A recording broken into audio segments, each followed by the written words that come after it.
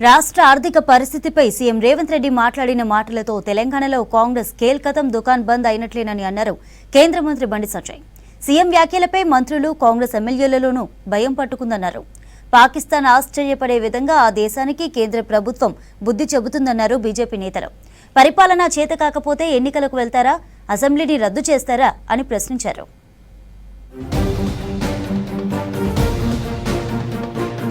రాష్ట్రంలోని ప్రజలు కాంగ్రెస్ ని నమ్మి మోసపోయారని ఆరోపించారు కేంద్ర హోంశాఖ సహాయ మంత్రి బండి సంజయ్. ప్రజలకు ధైర్యం చెప్పాల్సింది పోయి అధైర్యం నింపుతారా అని సీఎం రేవంత్ ను ఉద్దేశించి ప్రశ్నించారు. అప్పుల్లో ఉన్నామని తెలుసు కూడా ఎన్నికల్లో ఎందుకు హామీలు ఇచ్చారని ప్రశ్నించారు. రాజన్న సిరిసిల్ల జిల్లా ఎల్లారెడ్డిపేట మండలం బండలింగంపల్లి గ్రామంలో బద్దిపోచమ్మ విగ్రహావిష్కరణలో పాల్గొన్నారు సంజయ్. గ్రామాల్లో అమలయ్యే పథకాలకు కేంద్ర ప్రభుత్వమే నిధులిస్తోందన్నారు. నిన్న ముఖ్యమంత్రి గారి వ్యాఖ్యలతోనే కాంగ్రెస్ పార్టీ కేల్కతం దుకాన్ బంద్. వాళ్ళ సాక్షాత్తు రాష్ట్ర ముఖ్యమంత్రి గారు నాతో కాదు, అప్పు ఉడతలేరు, అనా పైసా ఎవరిస్తలేరు, బ్యాంక్ లో పోతే దొంగ లెక్క చూస్తున్నారు. ఇవాళ ఒక రాష్ట్ర ముఖ్యమంత్రి మాట్లాడాల్సిన మాటలు కావు.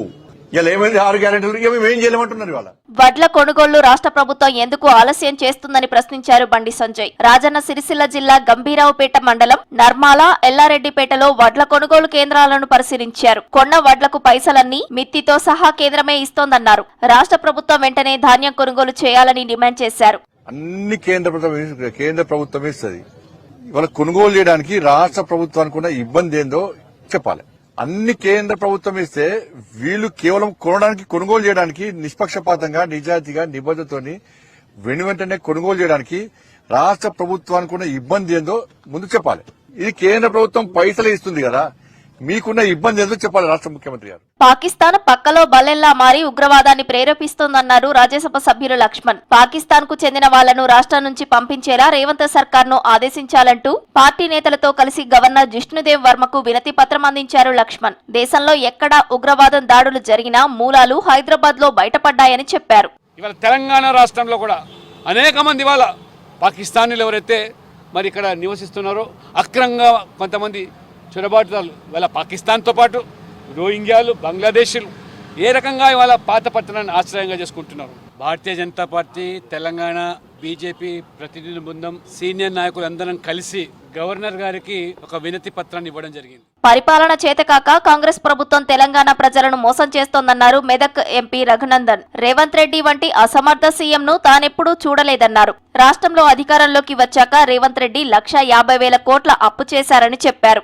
రాష్ట్ర ఆర్థిక పరిస్థితి గురించి ఎన్నికల ముందు కాంగ్రెస్ నేతలు ఏం మాట్లాడారో గుర్తు తెచ్చుకోవాలన్నారు రఘునందన్. ఇంత చేతగాని ధనం తన మాటలలో వ్యక్తపరచడం అనేది ముఖ్యమంత్రి కుర్చీలో కూర్చున్నటువంటి వ్యక్తికి తగదు.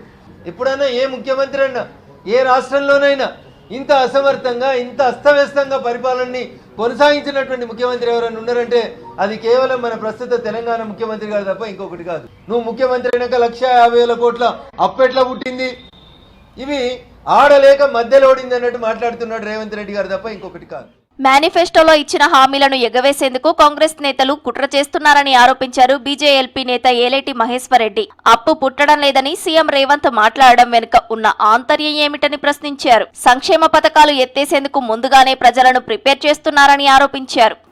ఇచ్చిన హామీలు ఎగవేసేందుకు, సంక్షేమ కార్యక్రమాలు ఎత్తేసేందుకు పెద్ద ఆలోచన చేస్తున్నట్టుగా స్పష్టమవుతున్నది. రేవంత్ రెడ్డి గారు ఆలోచన విధానం చూస్తూ ఉంటే ఖచ్చితంగా ఇచ్చిన హామీలను ఎగవేసేందుకు, 6 గ్యారంటీలను ఎగేసేందుకు, అంతేకాకుండా సంక్షేమ కార్యక్రమాలని ఎత్తివేసేందుకు ఆయన చేస్తున్న ఒక పథకం లాగా కనపడుతున్నది. రబీ సీజన్ ముగుస్తున్నా ఇప్పటికీ రైతు భరోసా అందలేదన్నారు ఏలేటి మహేశ్వర్ రెడ్డి. ఫీజు రియంబర్స్మెంట్ సకాలంలో విడుదల చేయకపోవడంతో పరీక్షలను వాయిదా వేయాల్సిన పరిస్థితి వచ్చిందన్నారు.